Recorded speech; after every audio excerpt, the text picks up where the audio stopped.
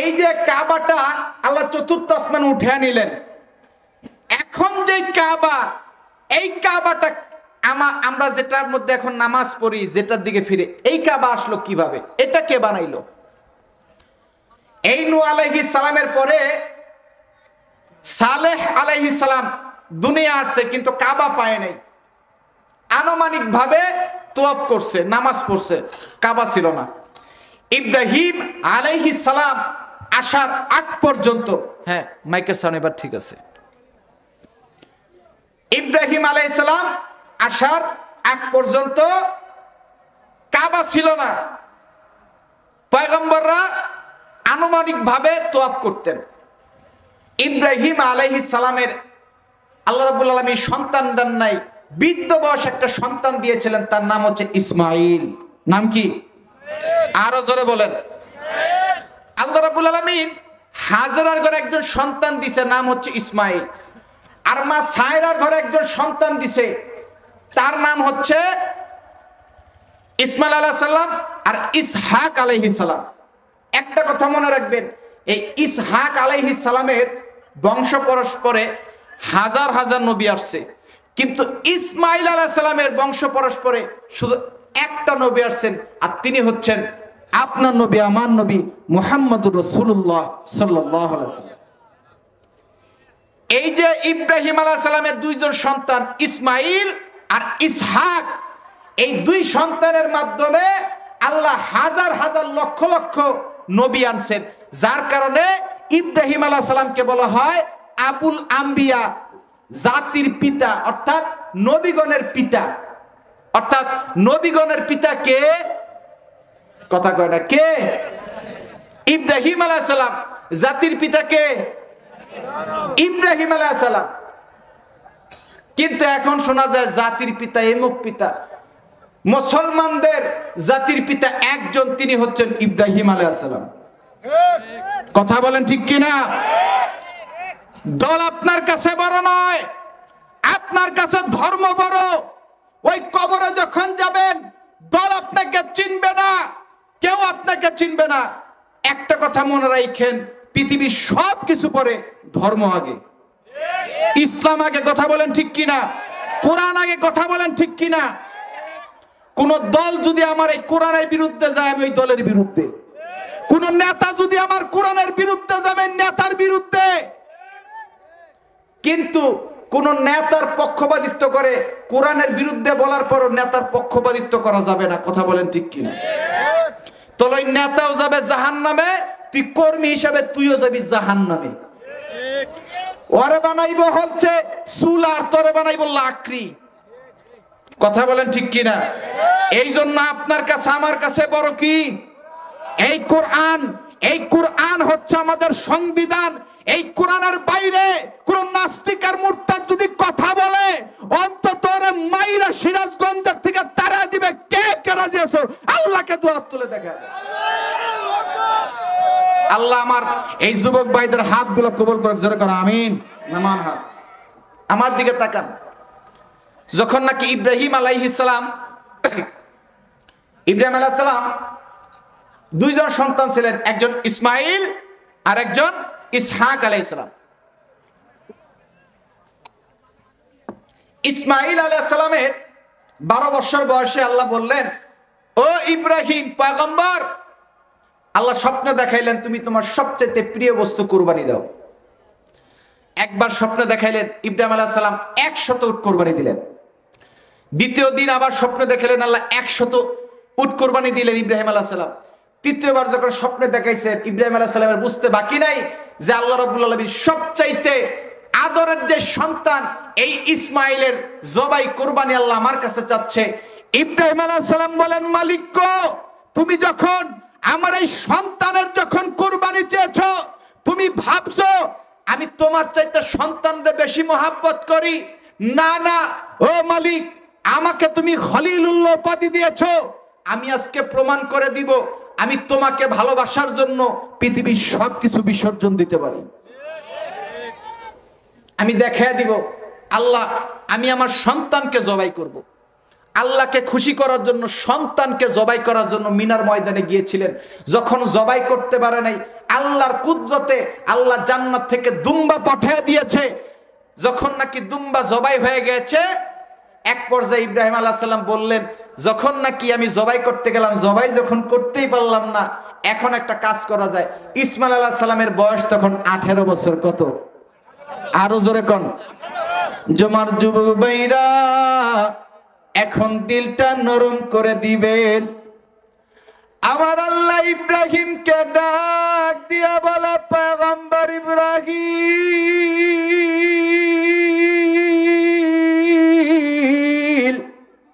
আল্লাহু আকবার, আপনি একটা কাজ করেন ইব্রাহিম, আপনি মক্কার প্রান্তরে যান। আপনি মক্কার প্রান্তরে যায় একটা কাজ করেন, কাবা বানান। ইব্রাহিম আলাইহিস সালাম আল্লাহর ওয়াদার পায়া বাজান কাবার সামনে গেছে, মক্কায় গেছে। ইসমাইলকে বললেন, ইসমাইল, আমার আল্লাহ অর্ডার দিছে কাবা বানানোর জন্য, আমি কাবা বানাইতে চাই, তুমি কি বলো? ইসমাইলও বললেন, বাবা আমি আপনার সাথে রাজি আছি। পয়গম্বর ইব্রাহিম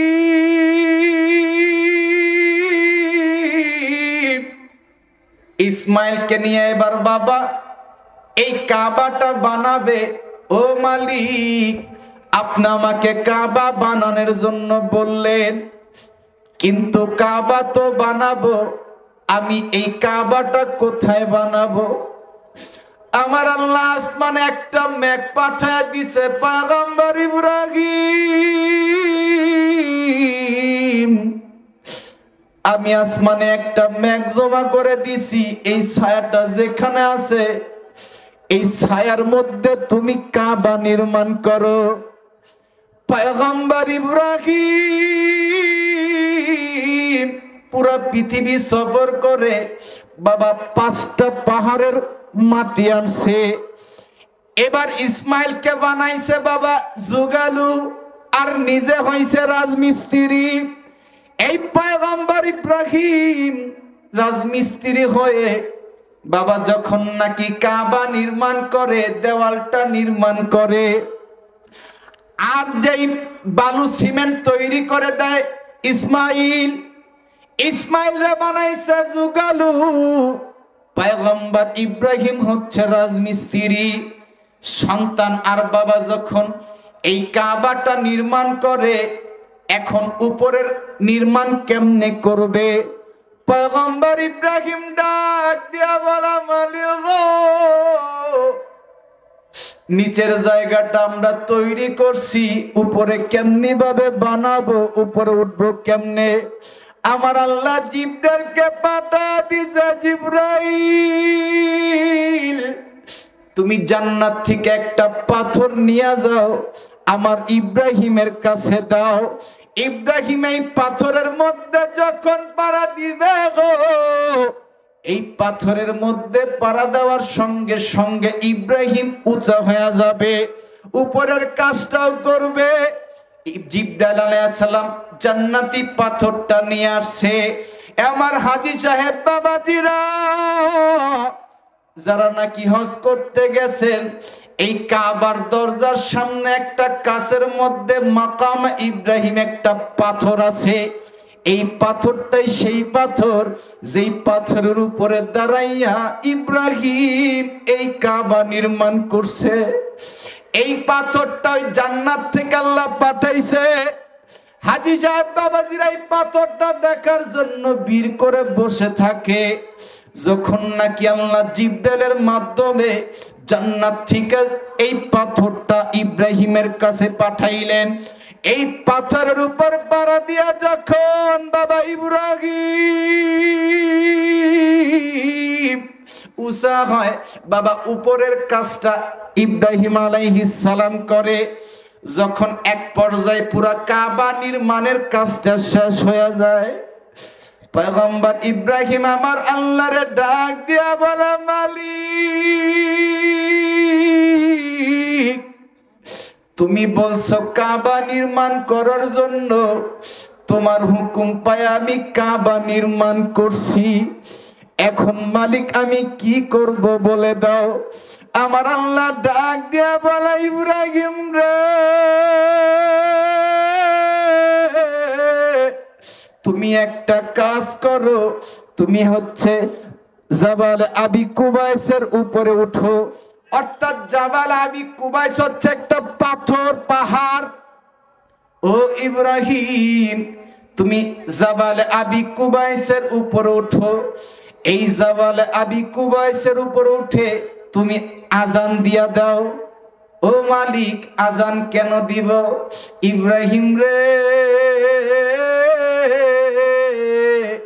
তোমার এই আজান যার যার কানে যাবে, আমি আল্লাহ তার জীবনে একবার হইল হজ করার তৌফিক দিব। পয়গম্বর ইব্রাহিম যখন নাকি জাবাল আবি কুবাইসের উপর উঠছে, ও মালিক, আমি যখন আজান দিব অল্প কয়টা মানুষ কয়জনই বা শুনবে? আমার আজান কয়জনে শুনবে? আমার আল্লাহ বলে, ও ইব্রাহিম, তুমি এই ঘরে হজ করার জন্য আহ্বান করো, আজান দিয়া দাও। তোমার কাজ হচ্ছে শুধু আজান দেওয়া, পৌঁছায়া দেওয়ার মালিক আমার আল্লাহর। আল্লাহু আকবার, জোরে বলে। পয়গম্বর ইব্রাহিম জাবাল আবি কুবাইসের উপর উঠছে। এই জাবাল আবি কুবাইসের উপর ওইটা বাবা যখন আল্লাহু আকবার আজান শুরু করে দিছে, এক পর্যায়ে ইব্রাহিম আলাইহিস সালাম হাইয়া আলাস সালাহ বলছে, ডান দিকে বাজান ফিরছে। যখন হাইয়া আলাল ফালাহ বলছে, বাম দিকে ফিরছে। এই জন্য এখন মুয়াজ্জিনরা আজান দেওয়ার সময় হাইয়া আলাস সালাহ বললে ডান দিকে ফিরে, যখন হাইয়া আলাল ফালাহ বলে বাম দিকে ফিরে। এটা আমার বাবা ইব্রাহিম করছিল জাবাল আবি কুবাইসের উপর উঠে।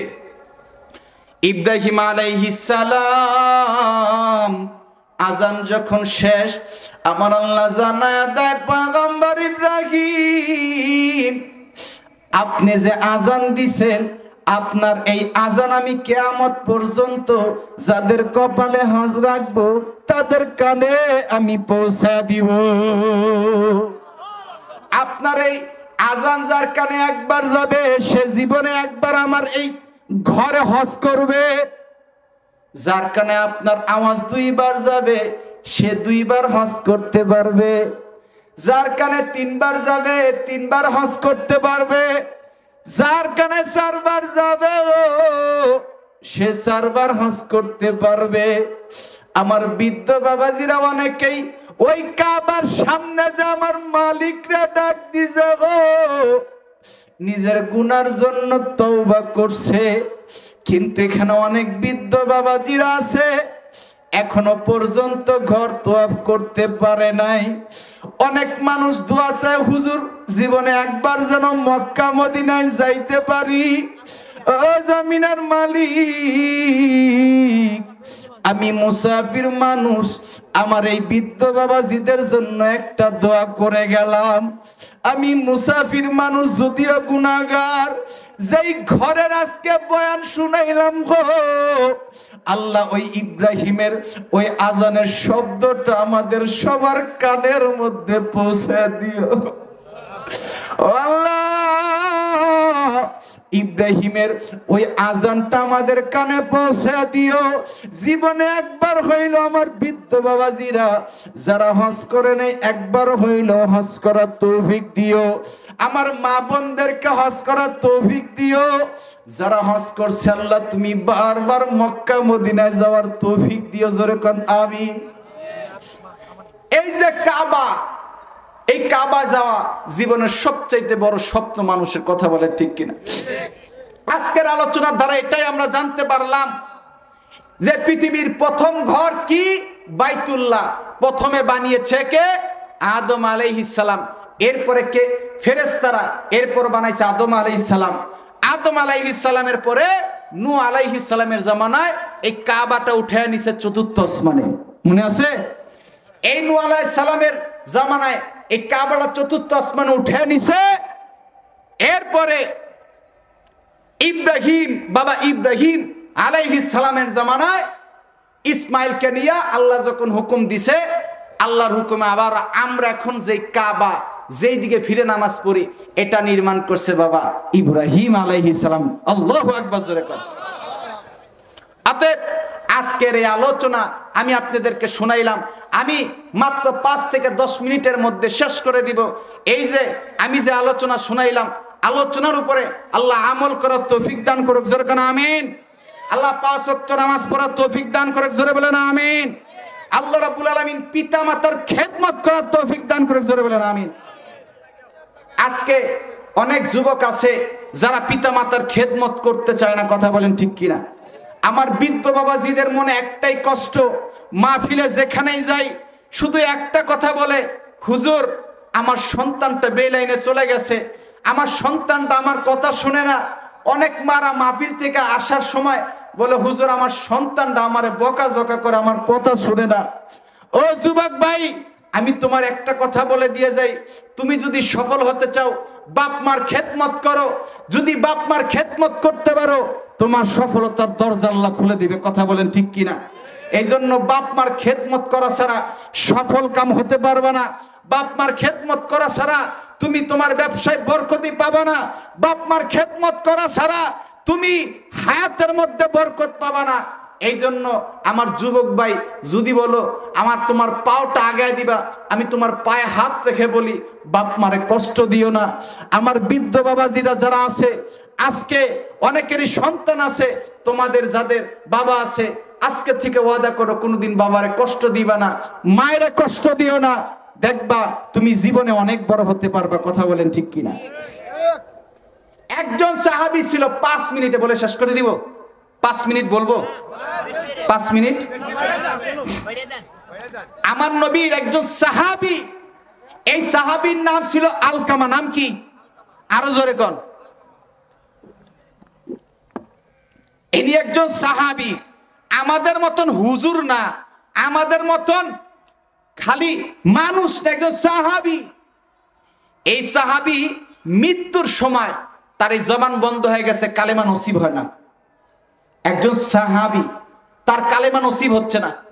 যখন নাকি কালেমা নসিব হচ্ছে না, তার বিবি দৌড়ে আসছে নবীর কাছে। তার বিবি দৌড়ে আসছে নবীর কাছে, আয়েশা বলতেছে, নবী আপনার একজন সাহাবী আমার স্বামী আলকামা, তিনি মৃত্যুর শয্যায়, তিনি বলতে চাচ্ছে কিন্তু তার জবানটা বন্ধ হয়ে গেছে, কালেমা নসিব হচ্ছে না। ও নবী, নবী আপনার এই সাহাবী যদি কালেমা নসিব না হয়ে মারা যায়, জাহান্নামে হয়ে যাবে, আপনি কিছু করেন। আমার নবী সঙ্গে সঙ্গে, এ যুবক ভাই, এই ঘটনার দ্বারা তোমার জীবনকে পরিবর্তন করবা। এই ঘটনা তোমার জীবনের মোড় ঘুরে দিতে পারে। একটা কথা মনে রাখবা, মা বাবারে কষ্ট দিয়া তুমি কোনোদিন বড় হতে পারবা না, কথা বলেন ঠিক কিনা? শোনো, সাহাবীর মতন মানুষের কি অবস্থা, তুমি আমি তো সাধারণ মানুষ, সাহাবীর মতন মানুষের কি অবস্থা। আমার বাবাজিরা, এ আমার যুব ভাইরা, এখন দিলটা নরম করে দিবা।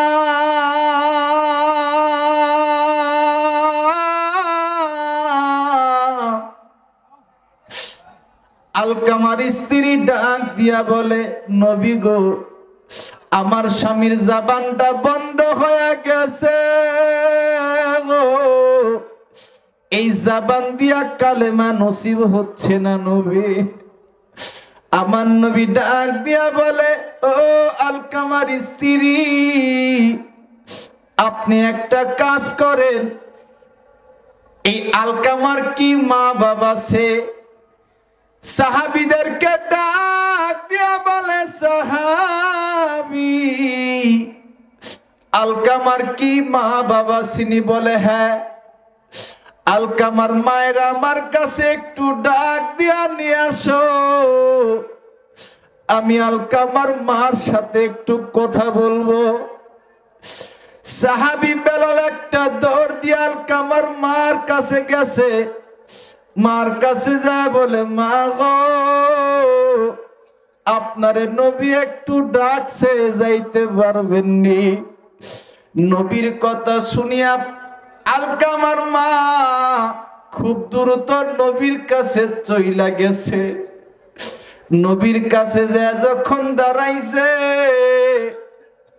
আমার নবী আলকামারে ডাক দিয়া বলে, ও আলকামার মা, আপনার কাছে একটা জিনিস জানতে চাই।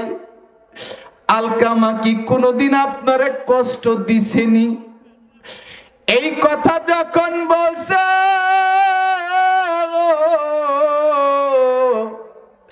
আলকামার মা চোখের পানি ছেড়ে দিয়া বলে, নবী গো,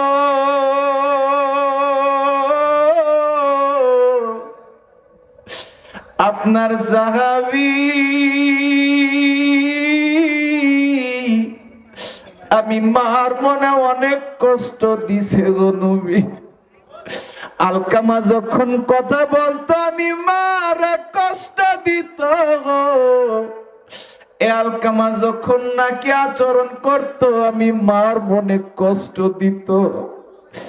আলকামার কষ্টের জন্য আমি মার চোখ দিয়া পানি বাহির হয়ে যাইত।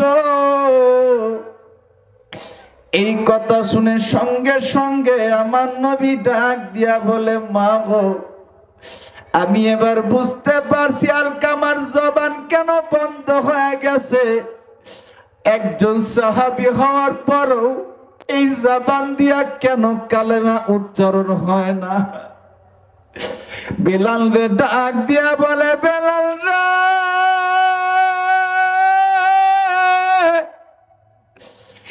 আলকামা সাহাবীরা একটা ডাক দিয়ে আমার সামনে নিয়ে আসো। আলকামারে যত সময় পর্যন্ত মায় মাফ না করব, তত সময় পর্যন্ত আলকামার জবান দিয়া কালেমা নসিব হবে না। আমার নবী বারবার মার হাত ধরে বলে, মা গো,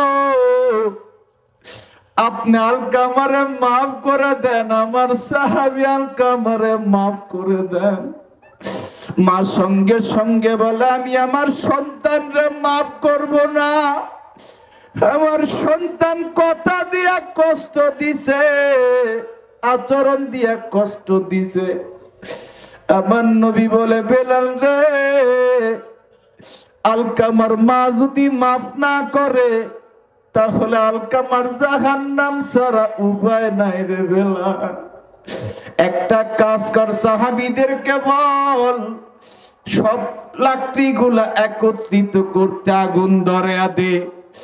জাহান্নামের আগুনে যখন জ্বলবে তার আগে আমি নবী ওরে লাকড়ি দিয়ে জ্বালায়া দেই। বেলাল যখন বাবা লাকড়িগুলা একত্রিত করছে, এক পর্যায়ে আলকামারে ওই লাকড়ির মধ্যে আগুনের মধ্যে ফালাবে।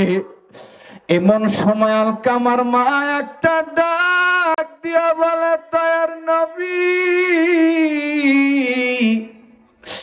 আমার সন্তানরা আপনি আগুনের মধ্যে ফালায়েন না, নবী ফালায়েন না। যদিও আমার মার মনে কষ্ট দিছে, যদিও আমি মার সাথে খারাপ আচরণ করছি, কিন্তু আমার সন্তানরা আমার চোখের সামনে আগুনের মধ্যে ফালায়া দিবেন, আমি মা সহ্য করতে পারবো না। আমার সন্তানরা আপনার আগুনের মধ্যে ফালায়েন না। এই কথা যখন বলছে গো, আমার নবী বলে, আপনি শুধু বলেন আপনার সন্তানরে মাফ করে দিছেন। আলকামার মা একটা ডাক দিয়া বলে, নবী, আমি আমার সন্তানরা আপনার জন্য মাফ করে দিলাম। আমার নবী সাহাবীদেরকে ডাক দিয়া বলে, সাহাবী একটা দৌড় দিয়া আলকামার কাছে যাও গো। আলকামার সামনে যা দেখো আলকামার জবান খুলছে কিনা। বেলাল যখন আলকামার ঘরের মধ্যে একটা দৌড় দিছে গো, বেলাল উপস্থিত হইতে দেরি আছে, যে দেখে আলকামার জবান দিয়া কালেমা নসিব হয়ে গেছে। বেলাল আরেকটা দৌড় দিয়া বলে, নবী, আলকামার মা যখন মাফ করছে, আলকামার জবান খুলে গেছে, আপনার সাহাবীর কালেমা নসিব হয়ে গেছে। আমার নবী সাহাবীদেরকে ডাক দিয়া বলে, সাহাবীরা রে, আমি একজন নবীর সাহাবী হওয়ার পরও আলকামার জবান একটা কারণে বন্ধ হইছে, আর সেটা হইল মার মনে কষ্ট দেওয়ার জন্য, মার সাথে খারাপ আচরণ করার জন্য। রে সাহাবীরা, এই জন্য তোমরা কোনোদিন মার সাথে খারাপ আচরণ কইরো না। হুমা জান্নাতুকা ওয়া নারুকা, আমার নবী বারবার বলছে, সাহাবীরা রে, আমার যদি মা থাকতো তোমাদের দেখায়া দিতাম কেমনে খিদমত করতে হয়। হুমা জান্নাতুকা ওয়া নারুকা, তোমার মা বাবা তোমার জান্নাত, তোমার মা বাবা তোমার জাহান্নাম। ও যুবক ভাই, যদি মা বাবার খিদমত করো, তোমার মা বাবা হবে তোমার জন্য জান্নাত। আর মা বাবার সাথে যদি খারাপ আচরণ করো, মা বাবা হবে তোমার জন্য জাহান্নাম। এই জন্য আমার যুবক ভাইরা, এখন মাহফিলের মাঝখান থেকে আমি গুনাহগারের হাতের সাথে হাতটা লাগাইয়া ওয়াদা করে বলবা, হুজুর, আজকে থেকে ওয়াদা দিলাম আর কোনোদিন মায়েরে কষ্ট দিব না, আর কোনোদিন বাবারে কষ্ট দিব না গো হুজুর। আপনার হাতের সাথে হাতটা লাগাইয়া ওয়াদা দিলাম, আমি মুসাফির মানুষ, যুবক, তোর জন্য দোয়া করব, তুই জীবনে বড় বড় হতে পারবা। একটা যুবক অন্তত লাভ দিয়ে দৌড়ায় আসো, এখানে অনেক যুবক আছো, অন্তত আমার এই মুসাফিরের হাতের সাথে হাতটা লাগাইয়া ওয়াদা করে বলবা, আমি আর কোনোদিন মায়েরে কষ্ট দিব না, আমি আর কোনোদিন বাবারে কষ্ট দিব না। যুবক ভাই, এখানে কেউ নাই? একটা যুবক নাই যে নাকি আমি মুসাফিরের হাতের সাথে হাতটা লাগাইয়া অন্তত ওয়াদা দিবা কোনোদিন মায়েরে কষ্ট দিব না, বাবারে কষ্ট দিব না? অন্তত একজন যুবক আজকে ওয়াদা করো। আমার কাছে মনে হয় একটা যুবকের উসিলা আজকের মাহফিল আল্লাহ কবুল করতে পারে। এ যুবক ভাই, মনে রাখো, যদি সফল হতে চাও, মা বাবার দোয়া দরকার আছে না নাই? আরো জোরে বলেন, দোয়া দরকার আছে না নাই? একটা যুবক নেই, একটা যুবক দেখতে চাই, অন্তত বলুক, হুজুর, আপনার হাতের সাথে হাতটা লাগায়া অন্তত ওয়াদা করলাম। যুবক, লজ্জা শরম পায় না, আজকে তোমার জন্য আমি গুনাহগার দোয়া করব, তোমার জন্য আমি মুসাফির মানুষ দোয়া করব, হাত তোলা তোমার জন্য আগে দোয়া করব। বলো, আজকে তুমি যুবকদের মডেল হয়ে দেখা দাও। একটা যুবক অন্তত হাতটা ধরে বলো, ওয়াদা করলাম হুজুর, আর কোনোদিন মায়ের কষ্ট দিব না। আমি হাতটা বাড়ায় দিলাম। আসো তো একটা যুবক, আসো তো যুবক। এ যুবক ভাই, লজ্জা শরম পায় না, অন্তত হাতের সাথে হাতটা লাগায় ওয়াদা করো। দেখো, অনেক বৃদ্ধ বাবাজিরা চোখের পানি ফেলায় কাঁদছে। দেখো, আহারে, আমার যুবক ভাইরা ওয়াদা করলো। আল্লাহ, আমার যেই সমস্ত যুবক ভাইরা বৃদ্ধ বাবাজিরা ওয়াদা করলো, আল্লাহ তাদেরকে কবুল করে নিও। সফলতার চূড়ান্ত পর্যায়ে আল্লাহ তুমি তাদেরকে নিয়ে যাও। জোরে কোন আমিন। বসেন। বিশেষ করে আমার ছাত্র ভাই যারা আছে, যারা হাফেজ হইল, আল্লাহ তাদেরকে বড় আলেম হওয়ার তৌফিক দান করুক। জোরে বলেন আমিন। যারা নাকি অনেক সন্তানের বাবা আছেন, আপনাদেরকে একটা কথা বলে দিয়ে যাই, সন্তানদেরকে মাদ্রাসা দেওয়া দরকার আছে না নাই? আজকে দেখলেন যারা নাকি পাগড়ি নিল, আজকে যারা নাকি পাগড়ি নিল, এরকম সন্তান আপনি যদি একটা হাফেজ বানাইতে পারেন, এর চাইতে গর্বের বিষয় কি হতে পারে? কথা বলেন ঠিক কিনা?